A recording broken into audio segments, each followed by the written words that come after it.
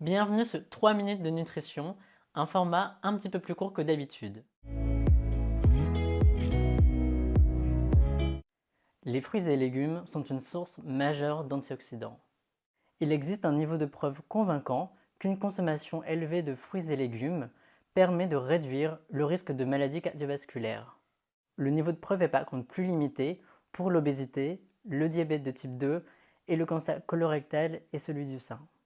Chez les forts consommateurs de fruits et légumes, il n'est pas clair si cette relation est expliquée par les antioxydants ou par d'autres facteurs alimentaires et nutritionnels. Pour comprendre le fonctionnement d'un antioxydant, il faut revenir à quelques bases de la physique.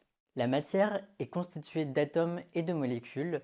Les atomes sont eux-mêmes constitués d'un noyau autour duquel gravitent des particules chargées négativement appelées les électrons. Dans cette couche électronique externe, les électrons s'assemblent par paires, on appelle ça des doublés électroniques. Or, dans les radicaux libres, il existe des électrons qui ne sont pas en paires, mais qui sont seuls, célibataires, on appelle ça des électrons non appariés. Ces électrons non appariés vont chercher à attraper d'autres électrons de d'autres molécules ou d'autres atomes, d'où une forte réactivité chimique et une grande instabilité.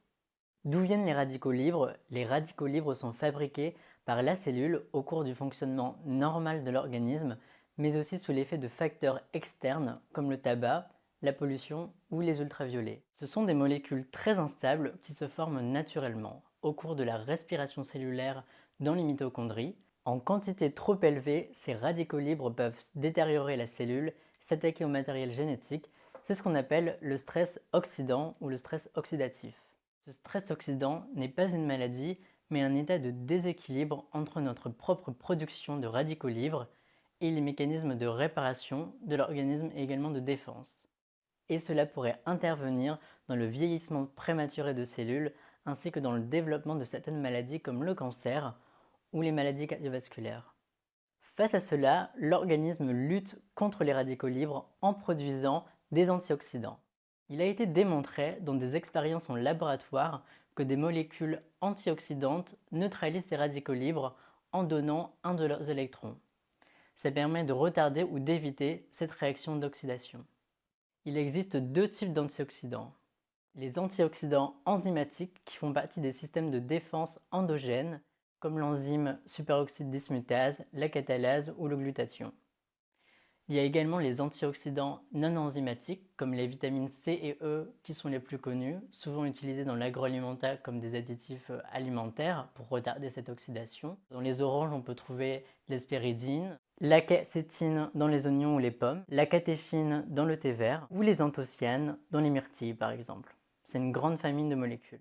Si on s'intéresse aux teneurs en antioxydants, on voit qu'il n'y a pas une grande différence par exemple entre 100 g de fraises où on a 2,1 millimoles d'antioxydants avec 100 g de grenades où on a 1,8 millimoles d'antioxydants. C'est similaire pour les jus de fruits, donc on n'a pas besoin d'aller chercher des fruits exotiques à l'autre bout du monde pour avoir cette dose d'antioxydants. C'est également important de noter que la biodisponibilité de ces antioxydants est loin de 100%. Il existe un débat sur les compléments alimentaires en antioxydants sur leur efficacité. Il existe de nombreux essais randomisés contrôlés et des études observationnelles avec plus de 100 000 participants qui ont montré que la supplémentation en antioxydants n'avait pas vraiment d'effet sur la réduction de risque de maladies chroniques. Ce sont surtout au final des allégations marketing par rapport au vieillissement, la prévention des cancers. Pas besoin de prendre des compléments alimentaires. On peut avoir ces antioxydants à travers la consommation d'une alimentation variée et saine. J'espère que ce format de vidéo plus court vous a plu. N'hésitez pas à laisser des commentaires. J'ai mis les liens vers des publications scientifiques dans la description de la vidéo en bas. Je suis également présent sur Facebook et sur Twitter. Et si vous voulez soutenir le projet Quoi dans mon assiette, n'hésitez pas à laisser un petit tip sur ma page Tipeee.